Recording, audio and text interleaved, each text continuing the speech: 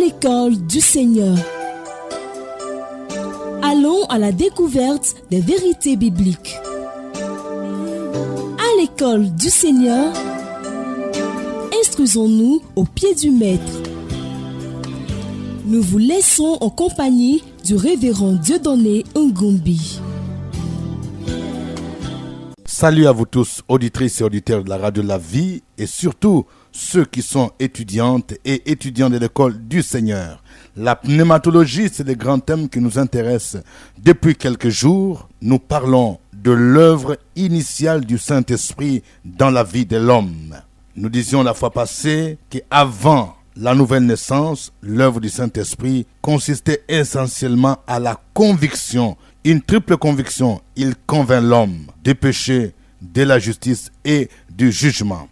Aujourd'hui, avec votre serviteur au microphone Dieudonné Ngumbi, nous parlerons de l'œuvre initiale du Saint-Esprit pendant qu'une personne se donne à Christ. La première dimension de cette œuvre, c'est la nouvelle naissance ou la régénération. C'est de cela dont nous parlerons aujourd'hui.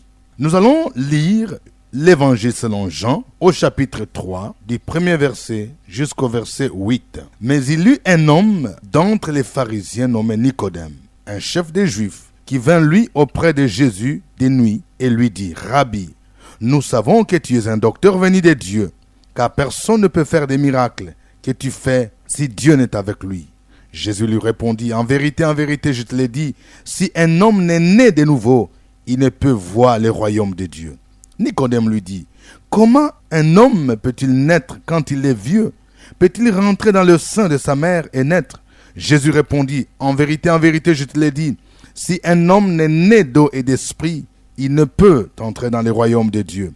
Ce qui est né de la chair est chair, et ce qui est né de l'esprit est esprit. Ne t'étonne pas que je t'ai dit, il faut que vous naissiez de nouveau. Le vent souffle où il veut, et tu en entends le bruit, mais tu ne sais d'où il vient, ni où il va. Il en est ainsi de tout homme qui est né de l'esprit. Qu'est-ce que la nouvelle naissance? Ce texte que nous venons de lire est le texte qui explicite le plus clairement la notion de la nouvelle naissance. Dans ce texte, Jésus est entré dans une conversation avec un docteur de la loi qui s'appelle Nicodème. Et pendant qu'il conversait avec lui, il va introduire une notion qui va étonner ces grands docteurs de la loi. Il lui dit: si un homme n'est né de nouveau, il ne peut entrer dans le royaume des cieux. Et cela a choqué en quelque sorte Nicodème. Lui qui connaissait toute la loi de Moïse, lui qui était un docteur, il avait toutes sortes de connaissances. Comment on peut lui parler de la nouvelle naissance? Qu'est-ce que ça signifie? On s'imagine, Nicodème pouvait avoir la soixantaine. On lui parle de naître de nouveau. Qu'est-ce que cela veut dire? C'est inconcevable que quelqu'un qui est vieux puisse encore rentrer dans le sein maternel. C'est qu'il ne comprenait pas cette notion de la nouvelle naissance. Et beaucoup ne le comprennent pas encore aujourd'hui. Mais pour comprendre ce qu'est la nouvelle naissance, nous allons d'abord commencer par dire ce qu'elle n'est pas. La nouvelle naissance n'est pas la naissance physique. Et c'est justement ce que Nicodème a compris. Il a compris que naître de nouveau signifierait rentrer une fois dans le sein maternel pour renaître. Il y a 3 expressions que Jean utilise dans Jean chapitre 1, versets 12 à 13, qui nous montrent les 3 éléments qui excluent la nouvelle naissance. Lisons ce passage de Jean chapitre 1, versets 12 à 13. Mais à tous ceux qui l'ont reçu, à ceux qui croient en son nom, elle a donné le pouvoir de devenir enfants de Dieu, lesquels sont nés, écoutez bien, verset 13, non du sang, ni de la volonté de la chair, ni de la volonté de l'homme, mais de Dieu. Vous voyez les 3 négations de la nouvelle naissance? La nouvelle naissance n'est pas issue du sang. C'est-à-dire quoi? Dans la croyance juive, la procréation impliquait le mélange des sangs de 2 parents. C'est-à-dire, un enfant était le fruit de l'union de sang de 2 parents. C'est qu'un enfant porterait le sang du père et de la mère. C'est pourquoi l'on entend souvent les gens dire « moi je suis pur du sang de ». C'est-à-dire pour démontrer sa filiation, qu'il est né de telle personne et de telle personne. Jean exclut cela. Ce n'est pas cela la nouvelle naissance. C'est ainsi que les Israélites avaient l'habitude de brandir leur filiation généalogique. Ils pouvaient dire par exemple que nous sommes les fils d'Abraham. Une façon de dire que le sang d'Abraham, comme notre ancêtre, coulait en nous. Mais Jésus va s'opposer à cette notion pour dire que vous n'êtes pas les enfants d'Abraham, mais vous avez pour père le diable. La nouvelle naissance ne vient pas de la volonté de la chair. Il dit non du sang, ni de la volonté de la chair. Qu'est-ce que ça veut dire la volonté de la chair? La volonté de la chair voudrait dire que c'est ce qui est issu de la satisfaction des désirs charnels. Vous savez que d'habitude, les enfants naissent des désirs charnels entre le mari et la femme qui s'unissent sur le plan sexuel.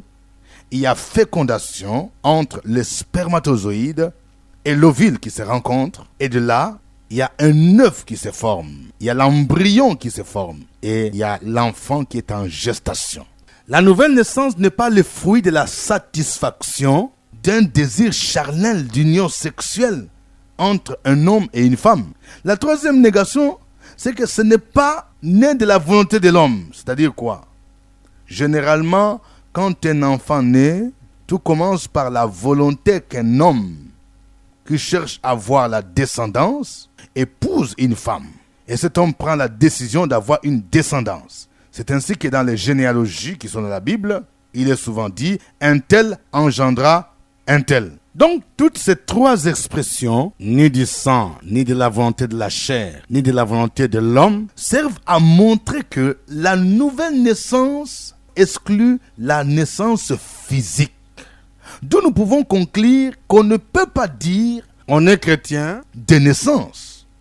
Ceux qui ont l'habitude de dire moi je suis chrétien de naissance parce que mes parents sont nés dans l'église catholique, parce que mes parents sont nés dans l'église méthodiste, pentecôtiste, presbytérien, assemblée de Dieu, baptiste. Ils se trompent. On peut être né dans une église. On peut avoir les parents nés dans l'église, avoir des parents pasteurs, diacre principal, chef de chorale, mais sans être né de nouveau. On n'est pas né chrétien, on le devient. Vos parents ne peuvent pas décréter que vous devenez chrétien. Le prêtre ne peut pas décréter que tu deviens chrétien. Le pasteur ne peut pas décréter que tu deviens chrétien. Elle ne vient pas de la volonté de l'homme. Mais qu'est-ce qu'est alors la nouvelle naissance? Par définition, la nouvelle naissance, c'est le miracle produit par le Saint-Esprit dans la vie de l'homme, en ressuscitant son esprit qui était mort à cause du péché et lui communiquant la vie éternelle. C'est un miracle du Saint-Esprit. Tout homme, en naissant sur cette terre, il est né pécheur. Il hérite une nature pécheresse et son esprit est mort à cause du péché. Et quand la personne accepte Jésus-Christ dans sa vie, dans la même seconde, le Saint-Esprit vient, ressuscite son esprit mort et lui communique la vie éternelle. À ce moment-là, la personne naît de nouveau. Nous allons voir quelques expressions qui sont équivalentes à la nouvelle naissance. D'abord, la première expression, c'est naître de nouveau. Jésus a dit à Nicodème, si quelqu'un n'est né de nouveau, cela veut dire quoi? Il doit connaître une expérience par laquelle la mort de Jésus et sa résurrection s'appliquent dans sa vie. De telle sorte que la personne reçoive une nouvelle nature quand le Saint-Esprit vient. Parce qu'avant cela, la personne a une ancienne nature qui domine sur elle. Mais en recevant l'Esprit de Dieu, quand il accepte Christ, il reçoit une nouvelle nature qui fait de lui un enfant de Dieu. C'est pourquoi on l'appelle nouvelle naissance. La deuxième expression équivalente à la nouvelle naissance, c'est naître d'en haut. J'aimerais vous dire que dans le texte original, le grec, il y a un mot qui est utilisé, anoten. Les traducteurs l'ont traduit différemment. Certaines versions le traduisent par de nouveau, d'autres le traduisent par d'en haut. Les deux sont valables parce qu'elles expriment une réalité de la nouvelle naissance. Naître d'en haut, signifie que la nouvelle naissance, c'est une action qui ne vient pas de l'homme, mais qui vient d'en haut, du ciel. Dieu lui-même envoie son Esprit Saint. C'est une action divine qui vient d'en haut pour venir ressusciter l'esprit de la personne qui est morte et lui communique la vie en Jésus-Christ. C'est pourquoi cette expression « naître d'en haut » est valable. La troisième expression équivalente à la nouvelle naissance, c'est « naître de l'esprit ». Jésus, en parlant à Nicodème, il a dit « si quelqu'un naît d'eau et d'esprit, il ne peut voir le royaume de Dieu ». Et au verset 6, il dit « ce qui est né de la chair est chair, et ce qui est né de l'esprit est esprit ». Jean 3, 6. Alors, j'aimerais d'abord expliquer l'expression « naître d'eau et de l'esprit ». Cela a créé beaucoup de polémiques. Pourquoi on utilise l'eau et l'esprit? Il y a ceux qui font une interprétation sacramentaliste, c'est-à-dire il faut allusion au sacrement de baptême ici, qu'ils jugeraient indispensable au salut. C'est comme si Jésus voulait dire, si quelqu'un est baptisé d'eau et de l'esprit, il peut entrer dans le royaume de Dieu. En aucun cas, dans l'évangile de Jean, Jean se réfère au baptême d'eau comme une condition pour le salut, non. D'ailleurs, l'eau est utilisée pour symboliser plusieurs réalités. Quand nous avons vu les symboles du Saint-Esprit, nous avons vu que l'eau symbolise également le Saint-Esprit. C'est pourquoi plusieurs interprètes estiment que naître d'eau et d'esprit servent à signifier une même réalité. C'est comme si Jésus voulait dire, si quelqu'un naît d'eau, qui est symbole du Saint-Esprit, il ne peut entrer dans le royaume des cieux. D'ailleurs, certaines versions ont traduit comme cela. Donc, cela exclut les baptêmes. Ce n'est pas parce que quelqu'un est baptisé d'eau qu'il est né de nouveau. D'ailleurs, nous avons constaté que dans nos églises, il y a plusieurs qui se font baptiser, qui te disent baptisés, mais en qui on ne voit rien de la vie de Christ. Aucune transformation. Le baptême, donc, ne garantit pas le salut. Si elle ne traduit pas une réalité intérieure, qui est la foi, la conversion et la repentance. La quatrième expression qui sert à signifier la nouvelle naissance, c'est naître de Dieu. Nous la trouvons dans 1 Jean chapitre 5, verset 18. Ce passage dit, « Nous savons que quiconque est né de Dieu ne pêche point. Mais celui qui est né de Dieu se garde lui-même. Et le malin ne le touche pas. » Est-ce qu'il y a-t-il une différence entre naître de Dieu et naître de l'Esprit? Non, parce que le Saint-Esprit est Dieu. Donc, ça voudrait dire la même chose. Mais cette expression sert à montrer qu'un chrétien, c'est celui qui a la sémence de Dieu. Il est né de Dieu et comme caractéristique, il doit se garder de tout péché. On ne peut pas comprendre.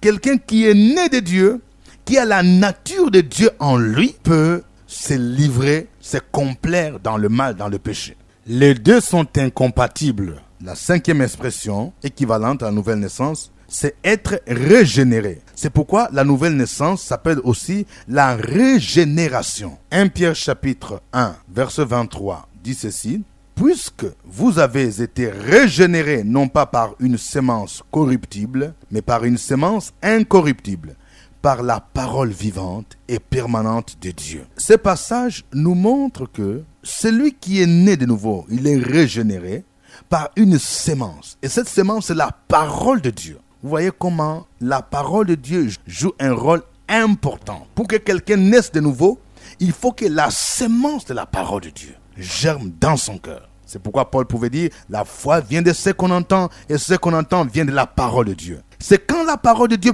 pénètre dans le cœur d'une personne, elle produit la foi et la repentance, que l'Esprit de Dieu qui vient d'en haut vient maintenant communiquer la vie à cette âme qui était morte et lui communique la nouvelle vie. Si parmi ceux qui suivent cet enseignement, il y a quelqu'un, bien qu'étant membre d'une église, reconnaît qu'il n'a pas encore expérimenté la nouvelle naissance, je le convie maintenant même à prendre la décision de donner sa vie à Christ, à se repentir de ses péchés, et l'Esprit de Dieu viendra dans son cœur pour lui communiquer la nouvelle vie. Que Dieu vous bénisse. Au revoir. C'était à l'école du Seigneur avec le révérend Dieudonné Ngumbi.